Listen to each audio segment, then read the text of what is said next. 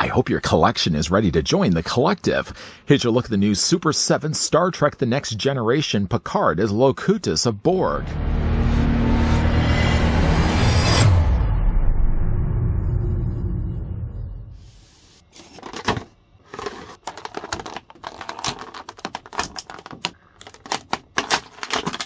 No one would ever mistake Locutus of Borg's bluntness for the more genial nature of the pre-assimilation identity Starfleet Captain Jean-Luc Picard, but subtly has never been high on the Borg priority list.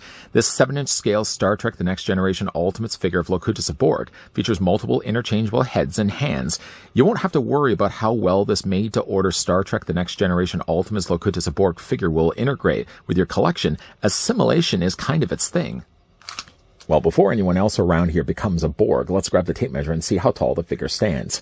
At one point when I was working with producer Tony, I thought he had been assimilated into a Borg, and then I just realized he had no personality whatsoever. The figure, though, stands about 6.5 inches in height, or Locutus of Borg is 17 centimeters tall. As for your other figures, let's bring in now the rest of the first wave of the Star Trek Ultimates figure. Here's what Locutus of Borg looks like with Commander William T. Riker. Recently, we also had a look at Lieutenant Commander Data, and Data I think is a little bit more sized closer to Picard. Picard, as you can clearly see, he's a little bit taller than Data, but he isn't quite as tall as Riker. Well, right away, I'm already relieved that the figure doesn't come included with any poker chips or playing cards. Borg don't really tend to do that. They're more into Monopoly. The figure, though, does come included with an interchangeable hand, though, and I just don't really know why. The hand itself looks like it should be holding something, perhaps like a phaser, because the other hand, I mean, literally on the other hand, he has kind of more of a relaxed hand, but I feel like they're so close in sculpt that really didn't need necessarily to have this.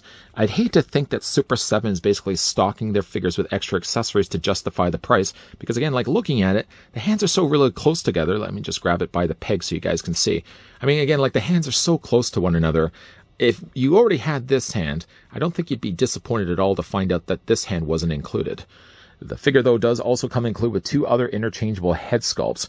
Now, he has the one where he's mostly transformed, he's fully transformed into Locutus, but then he has various stages. He has this one, which is, I guess, either pre-assimilation, where about, again, they kind of stick that needle into him and it turns him faded like this, like when Optimus Prime is dying in the original 80s movie. Or this could also be one. I don't think this is the one after Locutus is recovering and he turns back to Picard, because obviously the color scheme is completely way off. I think it's probably like the first stage of assimilation. And then there's also this head sculpt also as well, which one thing it doesn't have is it doesn't have the rest of the covering that goes across the front of his face. So like there's this one, which I don't honestly think is ever really one I'm going to ever display with the figure, but I think if anything, it does give us a tease for what we might see with a future Captain Jean-Luc Picard figure. Because you got to imagine with either one of these, both of them are actually decent enough, they could basically just tool back, or likelihood they probably already had tooled a Picard head sculpt, and then just retooled it to add all the Borgified parts all across the side of his face, for example. So there's this head sculpt, and then there's this one that basically comes with the figure. That's basically as Locutus is fully revealed, and Riker is just about to say, fire. Which I can't tell you. I mean, that was the most excited I think I've ever been for a twist, a spin-off.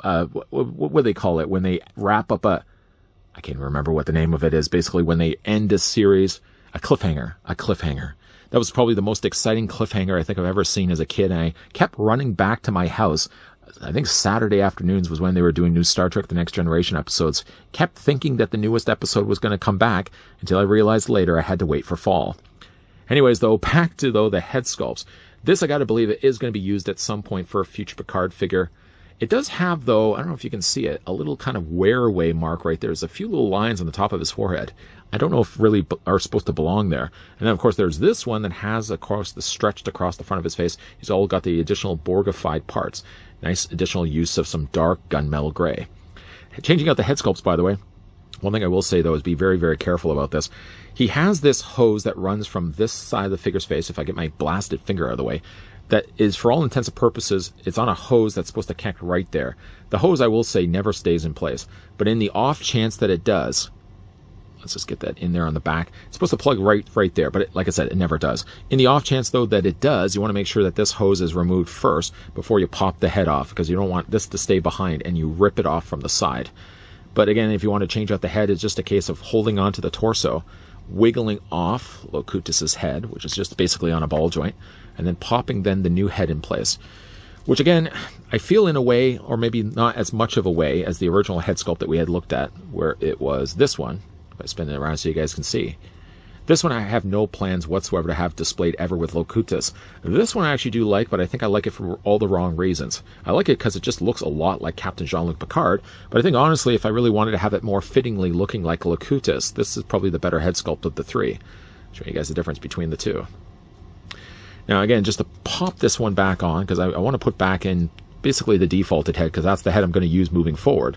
Just again, put a little bit of pressure onto the ball joint, snap that in place, and again you got that little hose. There's a hose that basically runs on the side of his cheek. Make sure you don't grab that one, whatever you do. I almost did.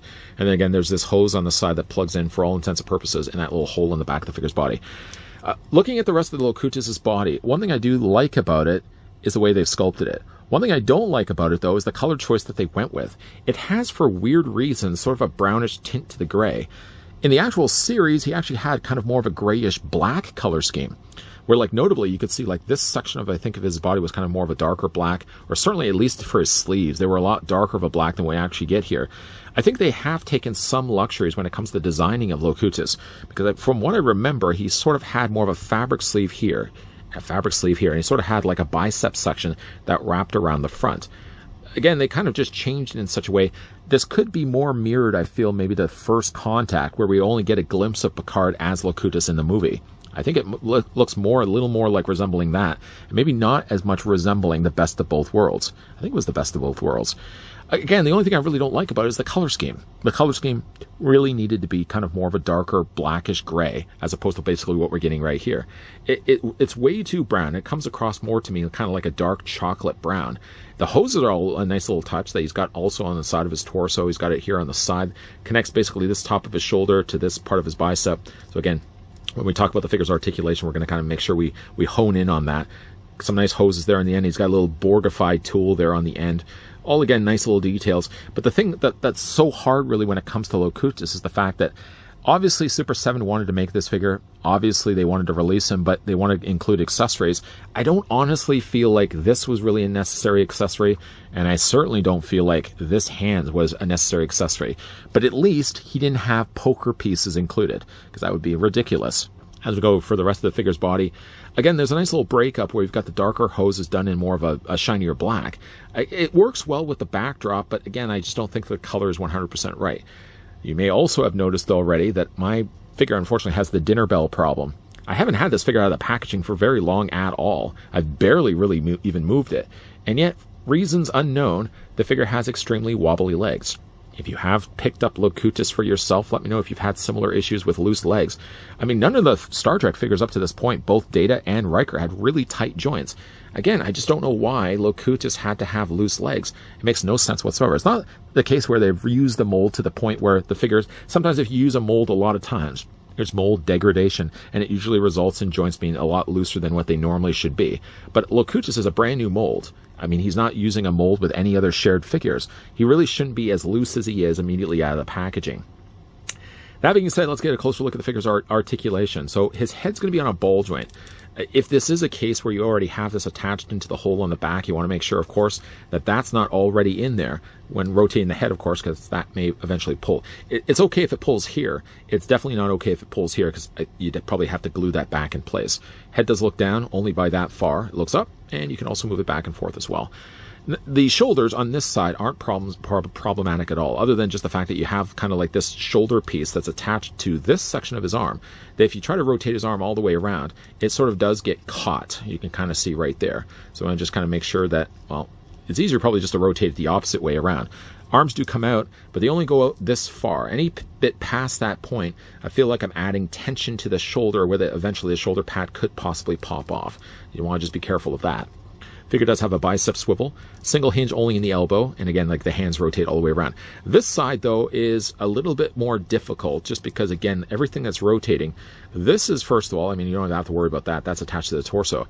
But like this section right here, when you start to rotate like his bicep, you want to make sure you don't rotate it too far. At least they give enough of an allowance that, you know, again, if you rotate it too far, you still have a long ways to go before this starts to pull. But you want to just make sure, though, as you're moving figures around, that you don't clip this with your finger. Like I've done this almost already, where I was moving the figure, I kind of got my finger snagged on this, and I went to pull it, and then I realized, Oh, my finger's stuck on the hose.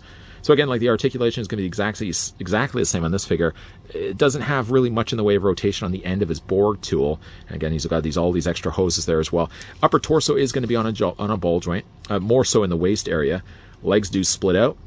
Again, I don't even know why they're as loose as they are. And they go forward, they go back. Swivel at the top of the thigh. The figure has only a single hinge in the knee. Once again, the lower leg rotates only by just a little bit. And again, the ankle moves up and down and back and forth. Usually the formula when it comes to Super 7 releases, they tend to give us like two main characters as the way they normally would look, and then we get a variation of a character. No truer is a case when we had a look at The Simpsons, for example. Moe, ironically enough, was the most average-looking Simpsons character. And then they threw in, for reasons unknown, Robot Itchy, Robot Scratchy, Poochie, and they threw in Deep Space Homer or Astronaut Homer. This time around, we actually get at least regular crew member. So again, there's Commander Riker and there's Lieutenant Commander Data. Locutus is, of course, that sort of slight variation to what eventually we will be seeing, I'm sure, with a Captain Jean-Luc Picard. Captain Jean-Luc Picard, I'm sure, once again, going back to this particular head sculpt, just remember this one, because I'm sure we're going to be seeing this particular head sculpt again. I can't imagine for Locutus being sort of a tease for what we're going to be getting for Picard, that they're not simply just going to use this mold again. Get away, of course, from all the Borgified parts, and not simply just use that head again for a regular Captain Jean-Luc Picard. Well, summoning my experiences with Star Trek so far, and Super 7 of what they've done with the first wave of Star Trek figures, I've overall been quite impressed. Commander Riker and Lieutenant Commander Data were really surprises to me that they would throw in established legacy characters so early into that first wave. I just thought, if anything, they probably would have thrown in, let's just say, like a Data, a Klingon of some character, and then of some other obscure character where you'd had to then wait several waves to start building out the rest of the crew of the USS Enterprise. Not this time around, in fact. Actually, we got ourselves Data, a good-looking Data. We got ourselves an equally good Riker. Riker might still be my favorite from this first wave. And then we, of course, got ourselves Locutus. Now, the very unlikelihood that they'd ever really throw in a Captain Picard in there. They're not going to use up all those characters right away for those first waves. So we get a variation of Picard, and a good variation that he is. Other than just really the coloring of his suit, which I think is the one coloring that's off. I know obviously their suits look a little bit different, the Borg's that is, in First Contact and the subsequent appearances afterwards than maybe what they would have looked in the first earlier episodes, the first appearances in Next Generation. Picard, in this case, I would imagine, even though he does look like this more in First Contact, the color scheme I still think is off. I think there's too many browns that they've used for the majority of his body. He really should feel, I feel at least, should be more of a kind of grayish black, and not really kind of the brown color that we're getting here instead. The rest of the lightly colored or fainter complexion that they've given the head sculpt is still quite good. And I gotta believe underneath that, not only is a real human, but also probably the building blocks of what they will use for a future Picard figure. What do you guys think of this wave so far? Now that we've kind of really wrapped up our Star Trek Super 7 figures, what do you guys think is your favorite figure from this first wave? Mine is Riker. What's yours? Let me know down below in the comment section. And also, considering that Locutus came with an alternate hands that make no sense whatsoever, and two alternate head sculpts, what other accessories could you see have been included with Locutus instead? I think, again, like that hand is just unnecessary. They could have used that plastic dedicated for something else. Maybe like electricity effects that they could have maybe wrapped around Locutus' body as he's getting stunned. I don't know. Something other than just one other hand that really, again, just looks like the hand that's currently on the end of his forearm anyways. If you guys enjoyed this video, by the way, you can hit it with a like, and if you're loving the content, by all means, hit that subscribe button down below and turn on the bell notification. Backing up, though, just a little bit, if you guys are interested and would like to get this wave for yourself, it is available, or at least it is available where I picked it up at Entertainment Earth. You can click the link down below, yes, in the video description that will take you on over to the listing, and that same affiliate link will also save you 10% on anything that's currently in stock. And though, again, while we are wrapping up things for Star Trek, at least for right now, there will be more Super 7 reviews coming your way. So, of course, as always, guys, thanks for watching. See you guys next time.